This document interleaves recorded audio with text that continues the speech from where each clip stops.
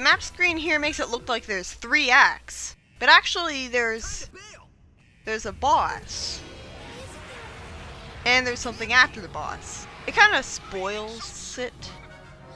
I don't know, like it doesn't tell you what's after it, but Eggman is being intentionally corny here, but he's still trying to be witty. But basically this isn't really a proper battle of the wits. Eggman tries to make a mildly amusing quip, Sonic shuts him up. And Sonic, of all people, is telling him to not make corny jokes. Eggman's the funniest character in the game. Like, there's a whole video about Eggman's PA announcement speeches, and they're pretty hilarious. They have dark humor, which suits his character. God, I hate Sonic in this game so much.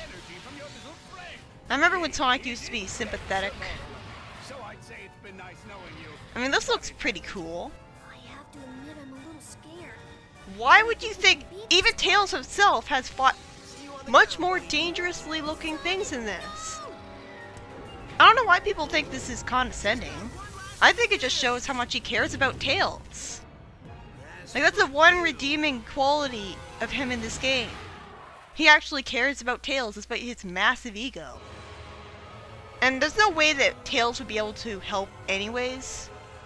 I mean, he can't go as fast as Sonic, at least not as far as he knows. So what would he do, like fly around?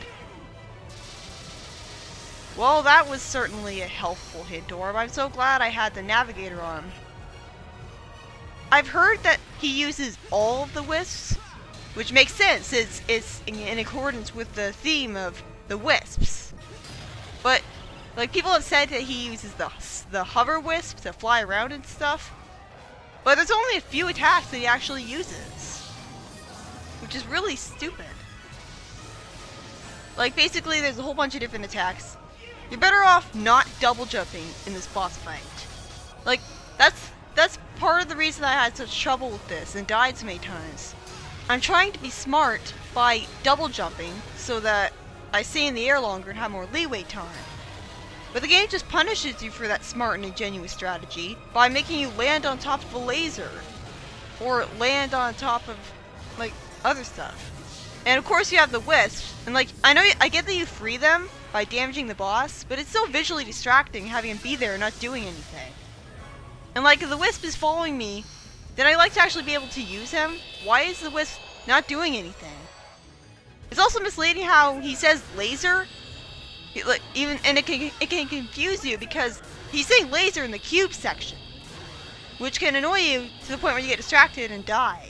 Like, if he's using both wisps at once, he should be saying both at once. And speaking of that, it would have been a lot better if Eggman was the one announcing the names of the wisps here. Because, you know, it's a dark refrain. But no. Like, this game is just full of missed opportunities. Like, you got a quick step to avoid the lasers. And again, it's pretty dangerous to double jump over those spikes, because you might just land right on top of them. And here, you quick step so slowly that it's so dickish that they expect you to quick step to left twice. Because, like, there's such a delay between when you quick step and when you quick step again. So all you can really do is just hope that you have enough rings. Like, one of the biggest problems with this boss fight, aside from it having a random pattern that you can't predict and memorize, is the ring scarcity.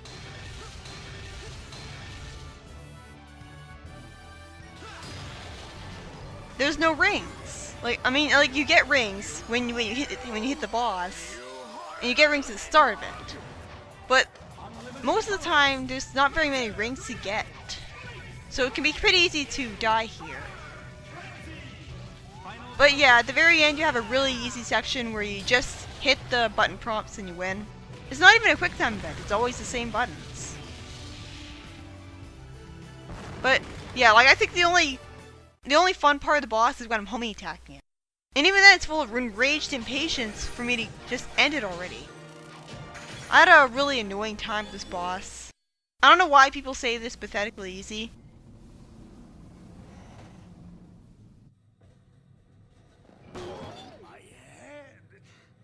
turned out the lights. Now, this is some nice irony.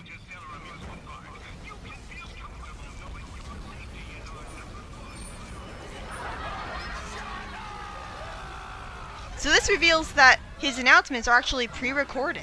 Like, he's not literally just sitting there live saying them. Eggman's a busy man, so it makes sense they wouldn't be able to do that. And I like how he was telling himself to shut up there. Like, that was a genuinely funny joke, and one that doesn't ruin itself by explaining that it's funny and why, and making wacky sound effects, and having the characters react to it, and explaining it for a long time. No, it just happens. Okay, so Sonic looks exasperated here. Even though it's supposed to be a scary situation, he should be intimidated, taking it seriously. He's outrunning a black hole. Like, Eggman, Orbot, and Cubot just got sucked into it. First of all, I'm not really sure how they'd survive that. I'm kind of glad they did, though, because that would be overly dark for the Sonic game. Yeah. If you just not do anything, then you're gonna fall into the hole. And the holes can easily sneak up on you. Like, it would be easier to dodge, like, cubes on the floor, rather than you running along a completely flat floor, and suddenly there's darker parts of the floor that just sneak up on you. But yeah, it's a pretty easy and short section. Of course Sonic can't outrun the black hole. I mean, black holes can suck up light. And Sonic can only run at the speed of sound. And he doesn't even have boost here.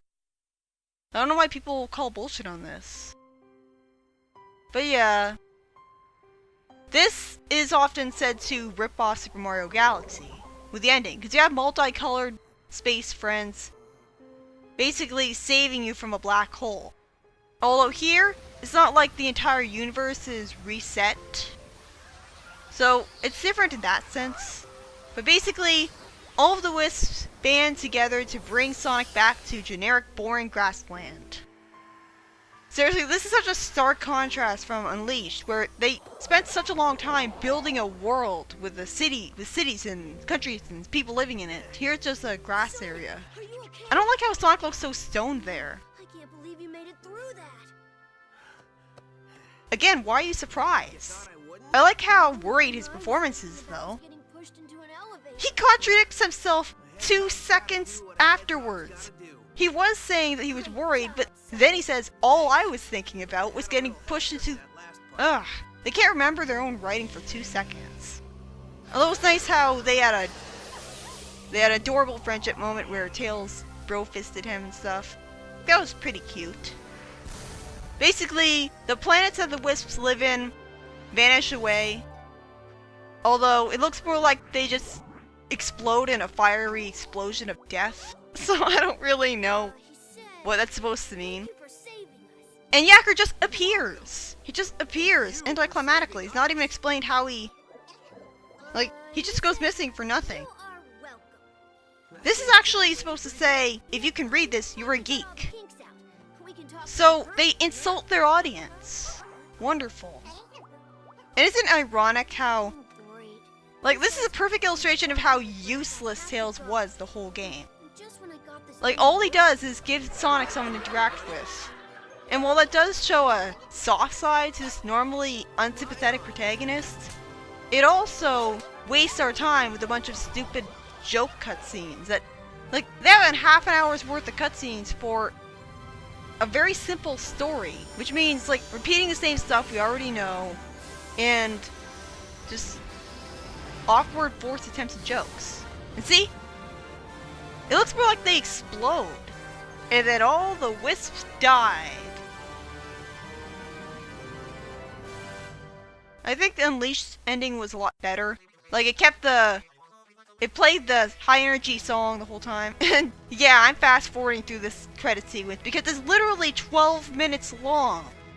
This is the longest credit sequence in all of Sonic history. They just have to thank Sega of Europe, don't they? Sega of France, Sega of Australia, and Spain. You can actually attack the credits here and make them turn gray. And, like, mess around with the Wisps. But, like, if that's enough to keep you entertained for 12 minutes straight, you're pretty easily amused. Like, I just sat there and just did something else.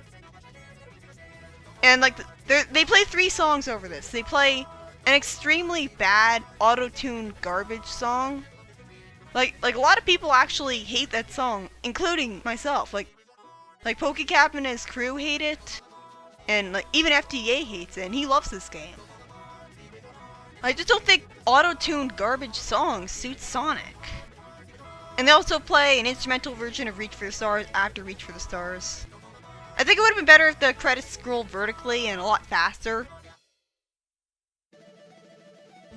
But anyways, this was Sonic Colors.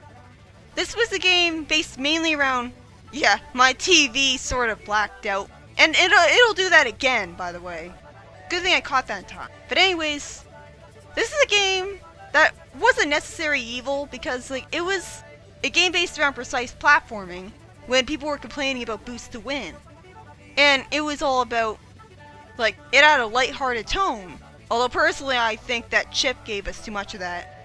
But this game, it was sort of like the Shadow the Hedgehog in that it basically just went way overboard with the tone. Only instead of being grim dark, it was a stand-up comedy. And you know, like at least Shadow the Hedgehog was like a Naked Gun movie. Sonic was heavily inspired by action movies. It's more true to Sonic than turning him into a sitcom. So I don't really like the plot of this game. Like it feels very forced. A lot of the jokes and the Cuba accent joke is very forced. It doesn't naturally show up. I just prefer SE2's humor where the characters were teased, but they were still competent and relevant. But, like, anyways, about the gameplay, it happened again, yeah. Some people say that Colors is good in spite of the Wisps. Honestly, even though I came into this game expecting to hate the Wisps, most of them are pretty good, and I'd say the Wisps are actually this game's saving grace because this game is mostly about precise platforming when Sonic is way too fast to really be designed for it. Like, you gotta stomp every platform to make sure that you don't miss. And after stomping, you've gotta jump right away, because if you try to move right away after stomping, you'll just slide off the platform and fall to your death. So, like, I like how the Wisps are there to spice things up, and they can be used for satisfying shortcuts, getting through level faster. I mean, some of them are wonky to control, like the Dro Wisp. You don't always, like, you turn left and right rather than just going any direction. I don't really see why the soundtrack is popular, and, like, it looks perfect aesthetically, but I don't know. I don't gush over this game like most people do. And you know, most people just, especially kids, most people just shut off the game rather than watching the whole credit sequence. This was a massive waste of development time. Again, it takes a special kind of friend to appreciate a voice like this. Like, I appreciate Orbot having such a good friendship with him. Like, that makes him more likable as a character. But does this voice, does this kind of torture? I mean, like, this goes too far in being annoying. And not that we could eat it since we're robots. That kind of contradicts a joke in Colors DS, although that game's not canon, so whatever. My point is, this cutscene is a massive waste of development time, since most people aren't going to sit through the whole credits just to watch this. And it succeeds too much in being annoying, to the point where it just makes you hate it rather than laughing at Eggman. But yeah, the next game after this is going to be Sonic Colors DS. So see you then.